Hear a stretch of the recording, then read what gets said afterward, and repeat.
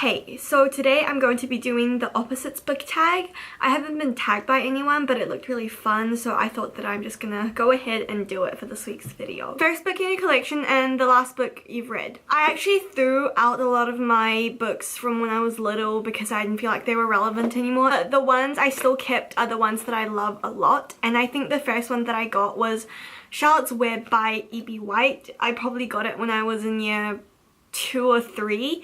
And I loved it so much, and I think I even cried a lot when I read it the first time, so yeah, it's left a really big impression on me. The last book I bought, it was The Road by Cormac McCarthy. I got it like 2 or 3 days ago. I've gotten through 2/3 of it so far.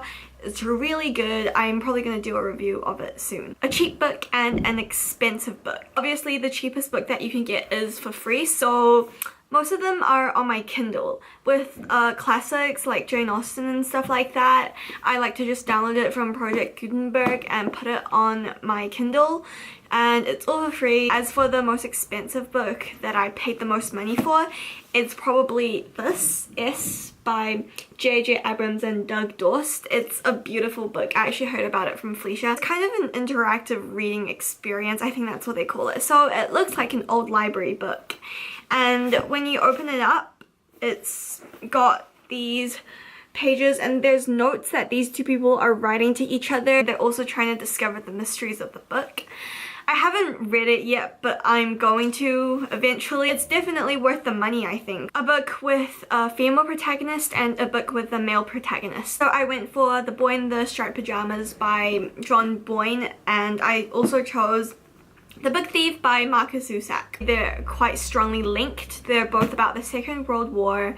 They're both set in Germany, and they're both about these two young kids who are forced to go through all of the stuff that kids shouldn't really go through. A book that you read quickly and a book that took you a long time to read. A book that I read quickly, like super quickly, was probably We Were Liars by E. Lockhart. I knew that there was supposed to be a big plot twist and it was really suspenseful, so I tried to read it as fast as possible so that I could get there quickly. A book that took me a very long time to read was Les Miserables by Victor Hugo. I started it last year in January and I finished it somewhere in March. Usually if a book took that long to read, I would just give up halfway because obviously it's not for me. But for this, it was just because it was way too big. A pretty cover and an ugly cover. A pretty cover, I'm gonna go with Birdsong by Sebastian Faulks. It's another historical fiction set in the First World War. It's kind of minimalist with just the white background and these like ink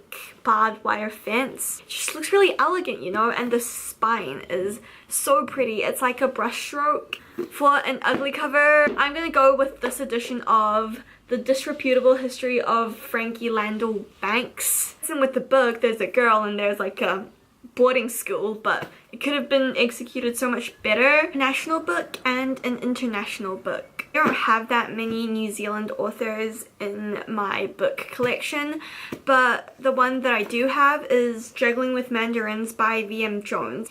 And V.M. Jones is known for her other tween books as well, I guess. For the international book, I went for The 100-Year-Old Man Who Climbed Out of the Window and Disappeared. It's by a Swedish author, so that makes it international, and also it's about a man who travels all over the world, so even more international. A thick book and a thin book. For the thinnest book I went for The Little Prince. That's upside down.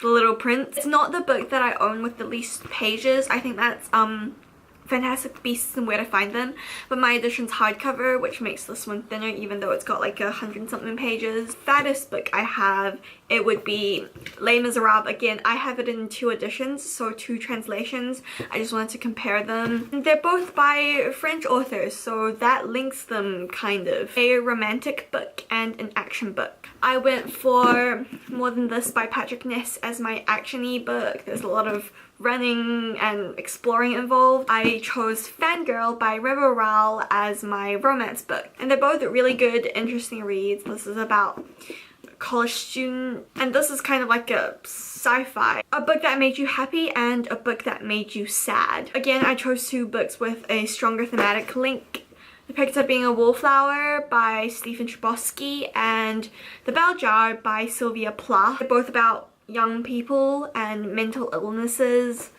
Esther suffers from depression and she tries to overcome that, and Charlie is just not feeling great in general. And they're both really compelling stories, but Bell Jar made me really upset, and I mean it was a little hopeful at the end, but overall this was quite dark and difficult to get through, whereas The Perks of Being a Wallflower was lighter but still really meaningful. So that's it for this video. I'll leave the 10 questions in the description, and I'll also link to the original. So yeah, I hope you're happy.